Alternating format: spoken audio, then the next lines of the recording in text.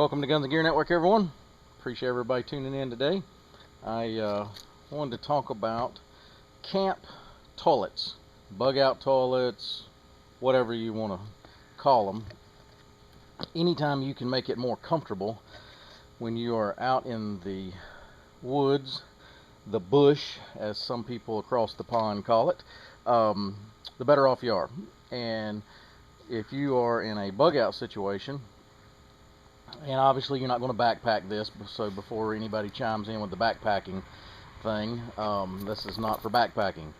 And a lot of what I talk about with bug outs, we're talking about being able to utilize some type of transportation possibly or whatever. And I realize each bug out situation is going to be a little different, but anyway, so I want to show you a couple different options today. One is a option that you can buy, and another option is one that you can buy a few things and make yourself.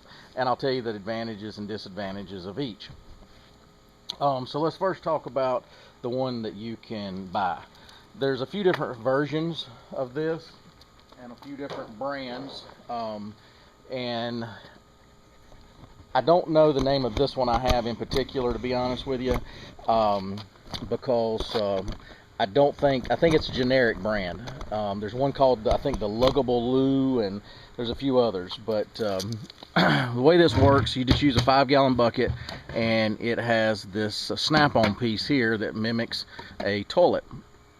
And this is not bad. This is a pretty good option. It's a little thin, and some of them may be different qualities as far as like the Luggable Loo compared to this one and so forth. It actually snaps down pretty tight, so it'll cut down on some odors and stuff, but the plastic, in my opinion, is not that great a quality. Yeah, especially in cold weather, this is probably going to get somewhat fragile and possibly crack. But this is one option, and this just snaps down onto a 5-gallon bucket, and it's not a terrible option. But also for you teachers out there that go into possible lockdown occasionally over situations, having something like that in your classroom would be handy, with some type of curtain system for emergencies during lockdowns and stuff where you can't leave the classroom. So that's one option, and these are pretty reasonable. I think I paid less than $15-16 for the lid. It did not come with the bucket. I got the bucket separate. And you can buy these buckets at Lowe's, Home Depot, about any place like that. Sometimes you can even find them free at your bakeries and stuff, because they keep when they order product, a lot of times the batter and mixes and stuff comes in these type buckets. Pickle buckets, restaurants that use a lot of pickles, hamburger joints, stuff like that, they may have some of these and would give you one. So that's one option. The other option is to build something. Now, I almost prefer this method than the one that's store-bought, and I'll tell you why. There's a few reasons. What I did is I took get my camera set up here, is I took a toilet seat that you can buy at Lowe's, Home Depot, Walmart, big box store, and there's a couple versions. One is made of essentially what's considered pressed wood, then this painted. I don't prefer that one for this project, and I'll tell you why. Is because I had one of those pressed style, and A, they're heavy, B, they eventually water will affect them and they will start deteriorating over time, and they also are a little hard to do a couple little tricks here, and I'll show you, because of the way they're made on this little hinge piece in the back that I designed. But this has been done on YouTube before, but anytime I can do an improvement is when I'll share it with you, and I feel like I've made a few improvements on this. Use the plastic one. I bought this one at Lowe's for $10. It was like $9.82 plus tax. So what I did was I took a milk crate, which is this right here, and I flipped it upside down, so the bottom here is the section down here is the open section. This right here would be the bottom. So you're flipping the milk crate upside down, You can buy a store-bought milk crate. You could find a convenience store or somebody that would have a good quality milk crate. This is one of the good quality ones that's used in the milk industry, but they do make them otherwise. It doesn't really have to be that sturdy. I just happen to have this one because you're not really putting any pressure on the milk crate itself. It's really just to kind of hold this toilet seat. All the pressure is going to be actually on the bucket as far as the weight. So it's no real weight is on this as far as affecting it as far as strength wise.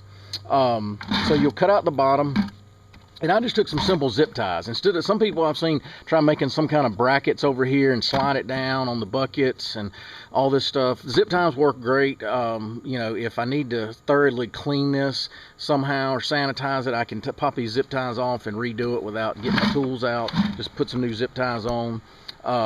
When you buy these toilet lids, you'll see there's two tabs back here that will hang off the end that actually bolt to the toilet bowl itself. This one right here, now you have to look before you start cutting. This one I was able to cut those off to get them out of the way, and it did not affect how this held this on. Now, when you do this, because your normal toilet bowl and lid would stop when you lifted it up because it would lean against the back of the toilet. Well, this one didn't have that, and so what I did was I fashioned a little hook here, and then I tied it into here, and now when you lift the lid, it stays up instead of falling all the way back. It'll actually stop it.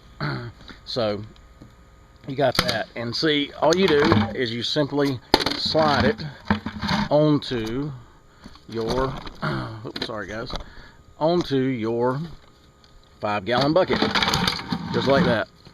And if you decide around camp you don't need the actual lid portion, you can set it off. Now, where this system's a little more versatile, and I'll show you why. Let's say, for instance, something happened with my bucket. Because of the nature of this is pretty durable, but I guess a bucket could possibly get damaged, cracked, whatever, or you may need it for something else. I can literally now dig cat holes in the ground, set this on top of the cat hole, do my business, and use it that way. With this system over here, you can't really do that with. You're stuck with the bucket. This one, I feel like, is a little more versatile, where I can use cat holes. I can actually use a bucket if I wanted to. Now, if you're going to use a bucket, guys, you can use either bags in this, throwaway disposable, garbage bags, or what I would also consider is buying you some cat litter and put back, just some cheap cat litter, and then use that. You could use sawdust. You could also just use dirt and leaves and almost create a composting bucket, if you will. So that'll cut down on odor, just like a cat. That's the reason a cat covers their dew, is it actually protects their territory as far as letting other animals know they're around, so they'll cover it. Well, the same thing, it also cuts down on smell. If you notice, when a cat uses the litter box, if they'll actually cover their stuff, it doesn't really smell that bad. Same thing here. Have you a pile of dirt or something, some leaves, and some organic material that you can just do your business and throw it on top, and just keep doing that. Cat litter is actually going to be better if you can find some of the all-natural cat litter that's made of like a corn husk or something like that, that has a little bit of a deodorant built into it, a little smelly stuff. That would be even better. But always in a bug out, you could run out of cat litter and you'd have to figure out something else. But just for general camp, it's not a bug out. You're just going for the weekend to enjoy yourself.